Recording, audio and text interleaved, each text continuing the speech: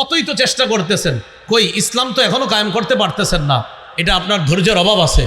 আগামী 20 বছরে না হোক, আগামী 100 বছরে না হোক, 100 বছর পরে হোক, কিন্তু ইসলাম কায়েম হতেই হবে। এই চেষ্টা অব্যাহত রাখতে হবে আপনি অব্যাহত রাখতে হবে।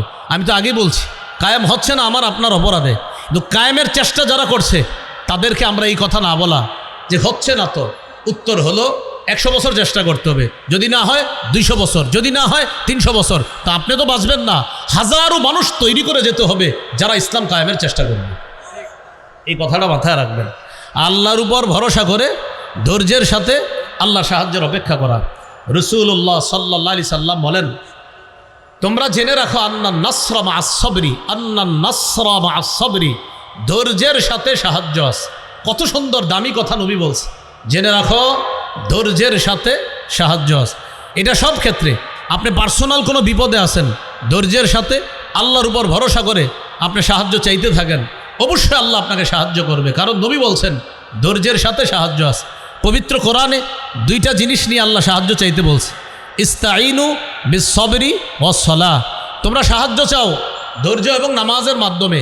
প্রিয় মুসলমান ভাইয়েরা একটু বলেন তো, প্রথমে কোনটা বলছে? ধৈর্য, ধৈর্য এবং নামাজ, ধৈর্য এবং নামাজ। আল্লাহ বলছে ধৈর্যের মাধ্যমে এবং নামাজের মাধ্যমে সাহায্য চাও।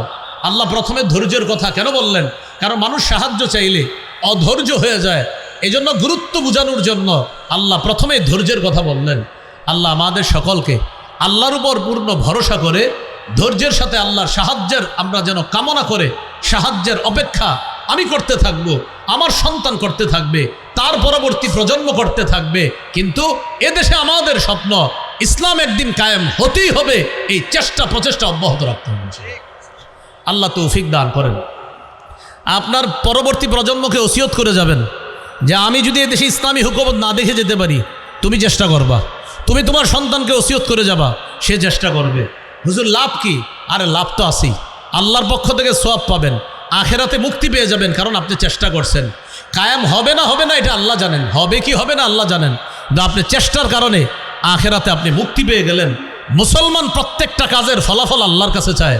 এই জন্য মুসলমান চেষ্টা করা, ভরসা করা, ধৈর্যের সাথে অপেক্ষা করা। আল্লাহ কথাগুলা গুরুত্ব সহকারে বুঝার তৌফিক দান করেন। 8 নাম্বার, এটা গুরুত্বপূর্ণ কথা, মুমিনরা পরস্পর ভ্রাতৃত্বের সম্পর্ক বাড়ানো। এটা একটু বলেন সবাই, কি বাড়ানো? মুমিনরা পরস্পর ভ্রাতৃত্বের সম্পর্ক বাড়ানো। এটা বর্তমান পরিস্থিতি থেকে উত্তরণের 8 নাম্বার উপায়। সূরা হুজুরাত 10 নম্বর আয়াতে আল্লাহ বলেন, ইন্নামাল মুমিনুনা ইখওয়া, মুমিনরা পরস্পর ভাই ভাই।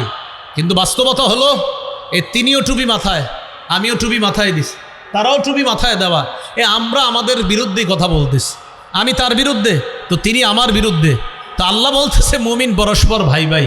বিদায় হজে রাসূল সাল্লাল্লাহু আলাইহি সাল্লাম বলেন, তা'লামনা আন্না কুল্লা মুসলিমিন আখুল লিল মুসলিম, জেনে রাখো পৃথিবীর সকল মুসলমানের ভাই বলে আমি নবী ঘোষণা করলাম।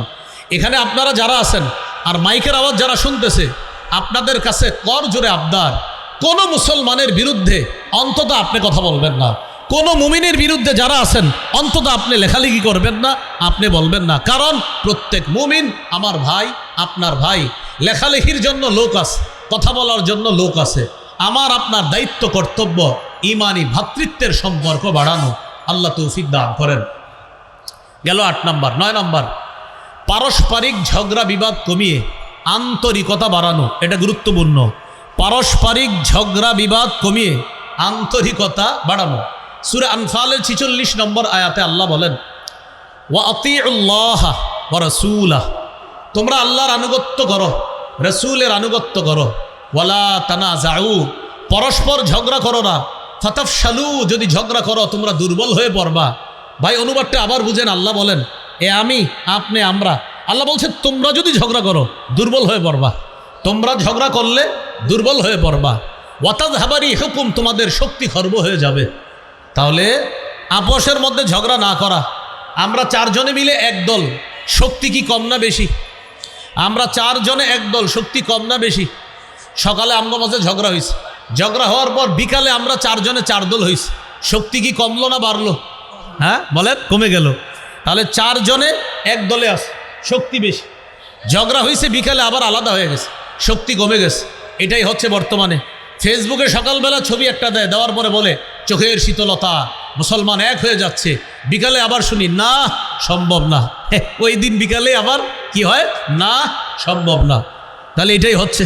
তো আল্লাহ বলছেন ওয়ালা তানাজাউ, ঝগড়া করো না, ফাতাফশালু, তাহলে দুর্বল হয়ে পড়বা।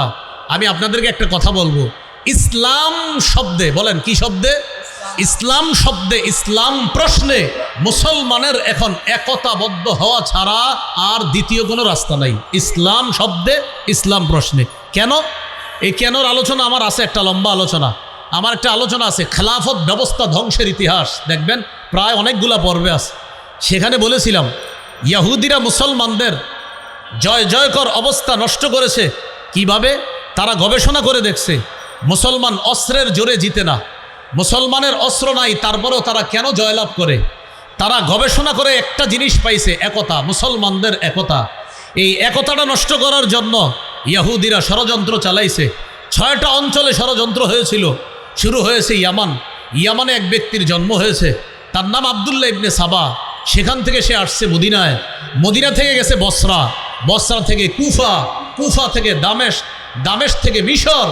এইভাবে সে দল তৈরি করে খলিফা উসমান রাদিয়াল্লাহু তাআলা আনহুর বিরুদ্ধে ষড়যন্ত্র করে 35 হিজরির 17 বা 18 জিলহজ হযরত উসমানকে শহীদ করার মাধ্যমে পৃথিবীতে মুসলমানদের একতা সর্বপ্রথম ইহুদিরা নষ্ট করছে।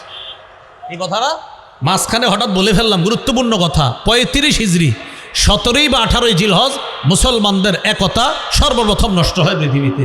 সেই একতা আজও পর্যন্ত পরিপূর্ণ ফিরে আসেনি। আমরা আল্লাহর কাছে দোয়া করি আল্লাহ যেন আমাদের সেই একতা আবার ফিরিয়ে দেয়, আমাদের মধ্যে ঐক্যবদ্ধ হওয়ার তৌফিক দান করে। এগুলো 9 নম্বর। 10 নম্বর, সারা পৃথিবীর কোথাও কোনো একজন মুসলমান আক্রান্ত হলে, আমি আক্রান্ত হওয়া, আপনারা আক্রান্ত হওয়া, সবাই আক্রান্ত হওয়া, আফ্রিকা, কাশ্মীর, শীশান, পৃথিবীর প্রান্তে প্রান্তে কোথাও একজন মুসলমান আক্রান্ত হলে আমি আপনি আক্রান্ত হওয়া, এটা 10 নম্বর উপায়। কোনো মুসলমান আফ্রিকা মার খাচ্ছে আর আপনি বাংলাদেশে বসে বসে বলতেছেন সে মাইর খাইলে আমার কি, তো আপনি এদেশে ইসলাম কায়েমের স্বপ্ন দেখেন না। সে মাইর খাইলে আমার কি যদি বলেন, আপনি তো মুসলমান হতে পারেননি এখনো। কারণ আল্লাহ রসুল বলেছেন আল মুসলিমুনা কা জাসাদিন ওয়াহিদ, মুসলমান সবাই এক দেহের মতো, এক দেহের মতো সব মুসলমান। দেহের এক অংশে আঘাত লাগলে, আমি হাতের মধ্যে আঘাত পেলে শুধু হাতে না, সারা দেহে আঘাত হয়। সারা পৃথিবীর কোনো এক প্রান্তে একজন মুসলমান আক্রান্ত হলে আমার আপনার দেহে আঘাত লাগতে হবে, সারা পৃথিবীর মুসলমান আঘাত পেতে হবে। তাহলে বোঝা যাবে মুসলমান মুসলমানকে এক দেহ মনে করে। আর যদি কোনো মুসলমানের আঘাতে আমি আপনি আঘাতপ্রাপ্ত না হই, বুঝতে হবে আমি আপনি এখনো খাঁটি মুসলমান হতে পারিনি। এটা 10 নম্বর। 11, নির্যাতিত মুসলমানদের জন্য অর্থনৈতিক সহযোগিতার ব্যবস্থা করা, এটা 11 নম্বর।